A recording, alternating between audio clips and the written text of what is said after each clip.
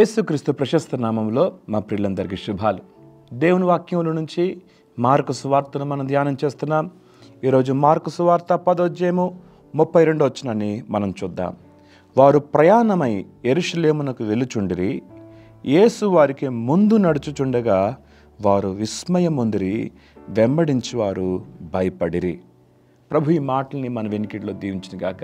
ఇక్కడ యేసు ప్రభు ఆయన యెరూషలేమునకు వెళ్ళుచున్నప్పుడు అందరికంటే ముందు యేసు ప్రభు వెళ్తున్నట్లుగా మనం గమనిస్తాం. ఆయన పుట్టింది బెత్లెహేములో, ఆయన పెరిగింది నజరేతులో, ఆయన పరిచర్య చేసింది కపెర్నహూములో. ఎక్కువగా ఆయన మరణం పొందేది యెరూషలేములో అని యేసు ప్రభుకు తెలుసు. తెలిసి కూడా ఆయన యెరూషలేమునికి బయలుదేరుతున్నాడు. యెరూషలేంకి బయలుదేరేటప్పుడు అందరికంటే ముందే బయలుదేరుతున్నాడు. ఎందుకు? ఆయన తన మరణం కొరకు ఆయన సిద్ధపడ్డాడు. మానవాళి పాప ప్రాయశ్చిత్తార్థ నిమిత్తము ఆయన శిలువలో మరణించడానికి ఆయన వచ్చాడు. ఆయన కల్వరి శిలువలో తన ప్రాణాన్ని అర్పించడానికి ఎంత సిద్ధంగా ఉన్నాడో ఆయన ముందు నడిచేది మనకి తెలియజేస్తుంది. వెంబడించేవారు భయపడ్డారంట. ఏంటి, యెరూషలేములో ఉన్నవారు ఆయన్ని వ్యతిరేకిస్తున్నప్పటికీ ఇంత ధైర్యంగా ముందు నడుస్తున్నాడేంటి అని అందరూ విస్మయం చెందారు. యేసు ప్రభుని యెరూషలేములోకి వెళ్తే ఆయనని ఏం చేస్తారో తన శిష్యులకి ఆయన తెలియజేస్తున్నాడు. ఇదిగో మనం యెరూషలేమునకు వెళుచున్నాము.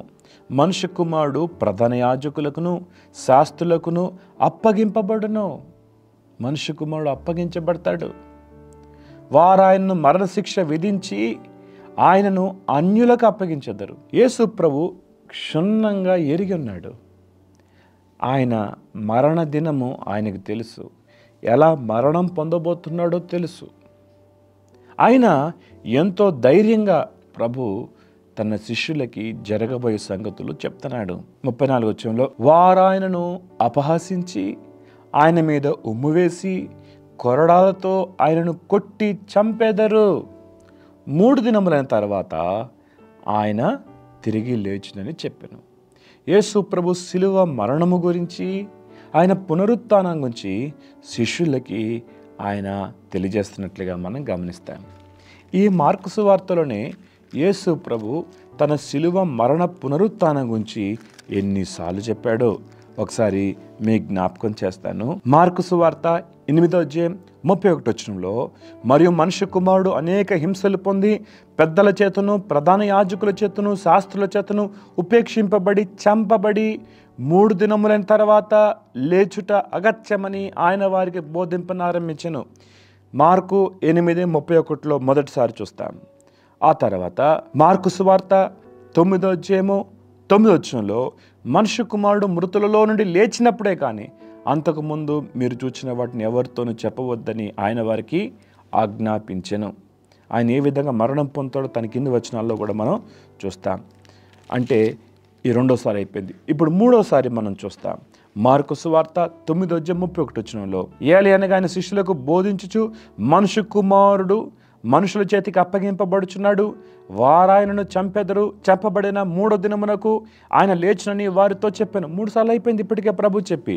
ఇదిగో ఇప్పుడు మరొకసారి మనము 4వసారి కూడా మనం చూస్తున్నాం. యేసు ప్రభు 3 దినములైన తర్వాత తిరిగి లేచును. మార్కు సువార్త 10:34లో వారు ఆయన్ను అపహసించి ఆయన మీద ఉమ్ము వేసి కొరడాలతో ఆయన్ని కొట్టి చంపెదరు. 3 దినములైన తర్వాత ఆయన తిరిగి లేచును. 4 సార్లు కేవలం మార్కు సువార్తలోనే మనం చూస్తున్నాం. ఆయన మరణం పొందటానికే వచ్చాడు. ఆ మరణం కొరకు తాను ఎంతగా సిద్ధపడ్డాడో, ఆ మరణం పొందటం మాత్రమే కాదు, ఆయన ఏ విధంగా తిరిగి లేస్తానన్నాడో, తిరిగి లెగుస్తాడో ఆ సంగతి కూడా ప్రభు తన శిష్యులకి తెలియజేసినట్లుగా మనం గమనిస్తాం. యేసు ప్రభు శిష్యులు ఇన్నిసార్లు, ఇప్పటికే మార్కు సువార్తలు 4 సార్లు ఆయన శిలువ మరణ పునరుత్థానం గురించి ప్రభు చెప్పాడు కదా.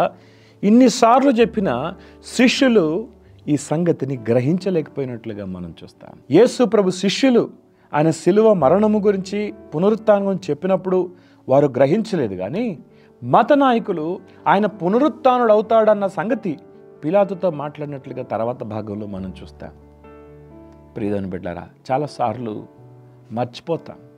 దేవుడు మనతో మాట్లాడిన సంగతులు మర్చిపోతుంటాం. వాక్యము మర్చిపోతుంటాం. యేసుప్రభు శిష్యులు కూడా మర్చిపోయినట్లుగా మనం చూస్తాం.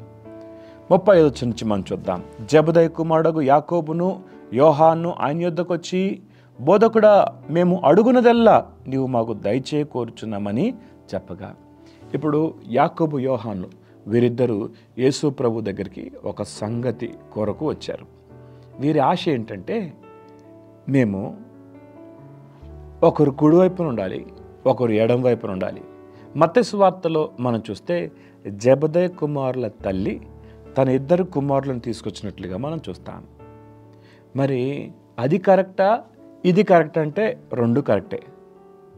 మత్తయి సువార్తలో వారి తల్లి కూడా వచ్చినట్లుగా మనం చూస్తాము. ఇక్కడ ఆ శిష్యులిద్దరూ మాట్లాడుతున్నట్లుగా మనం చూస్తాం. సరే, తల్లి ఆశ కుమారుల ఆశ ఒకటే. ఏంటి ఆశ? యోహాను యాకోబులు వారిద్దరు ప్రభు దగ్గరికి వచ్చి, ప్రభా, మాకొక ఆశ ఉంది, ఆ ఆశను తీర్చవా? ఏంటయ్యా మీ ఆశ అంటే వారు చెప్తున్నారు, నీ మహిమయందు నీ కుడివైపున ఒకడును నీ ఎడం వైపున ఒకడును కూర్చుంటున్నట్లు మాకు దయచేయి. ఇదే మా ఆశ. నీ మహిమలో కుడివైపున ఒకరు ఉండాలి, ఎడం వైపున ఒకరు ఉండాలి. ఎంత మంచి ఆశ కదా.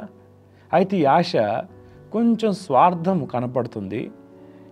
కానీ యేసుప్రభు ఎలా జవాబిచ్చాడో చూడండి. అప్పుడు యేసుప్రభు అంటాడు 38 వచనంలో, యేసు, మీరేం అడుగుచున్నారో మీకు తెలియదు.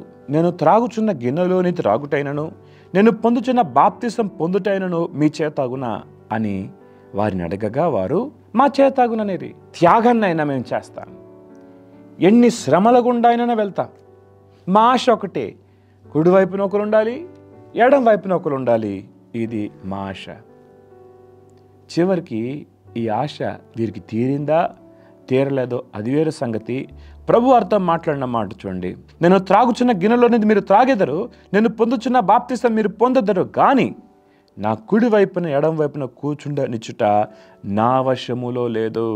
అది ఎవరికి సిద్ధపరచునో వారికే దొరుకునని వారితో చెప్పను. ఎవరికి తండ్రి సిద్ధపరిచాడో వారే కూర్చుంటారు. అది నా వశములో లేదు అని ప్రభు చెప్పాడు.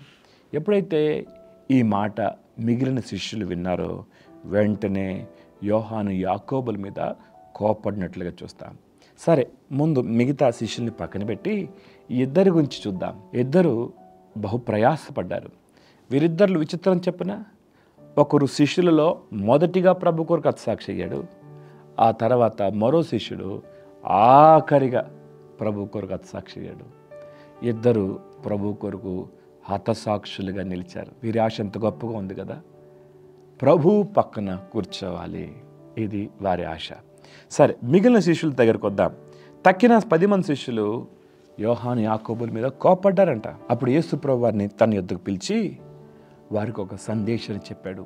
అన్యజనులలో అధికారులను ఎంచబడిన వారు వారి మీద ప్రభుత్వం చేయుదురు, వారిలో గొప్పవారు వారి మీద అధికారం చేయుదురు అని మీకు తెలియను. అన్యజనులలో అధికారం గలవారు ప్రభుత్వం చేస్తారు, గొప్పవారు అధికారం చేస్తారు. కానీ దేవుని రాజ్యంలో అలా ఉండదు. మానవ రాజ్యానికి భిన్నంగా ఉంటుంది దేవుని రాజ్యం. అందుకని 43లో ప్రభు అంటున్నాడు, మీలో అలా ఉండకూడదు. మీలో ఎవడైనను గొప్పవాడై ఉండగోరని ఎడల వాడు మీకు పరిచారము చేయువాడై ఉండవలను. మీలో ఎవడైనను ప్రముఖుడై ఉండగోరని ఎడల వాడు అందరికీ దాసుడై ఉండాలి. ప్రముఖుడుగా ఉండాలంటే దాసుడిగా ఉండాలి. మనుష్య కుమారుడు పరిచారము చేయించుకుంటకు రాలేదు, కానీ పరిచారము చేయుటకును అనేకులకు ప్రతిగా విమోచన క్రయధనముగా తన ప్రాణమును అర్పించుటకు వచ్చినను. యేసుక్రీస్తు ఈ లోకానికి పరిచారము చేయించుకోవటం కాదు, పరిచర్య చేయటానికి వచ్చాడు. అనేకులకు ప్రతిగా తన ప్రాణాన్ని అర్పించడానికి వచ్చాడు అని యేసు ప్రభు తన గురించి తెలియజేస్తున్నట్లుగా మనం గమనిస్తాం. మెట్టుకు గొప్పవారిగా ఉండాలనుకున్నవారు పరిచారకులుగా ఉండాలి.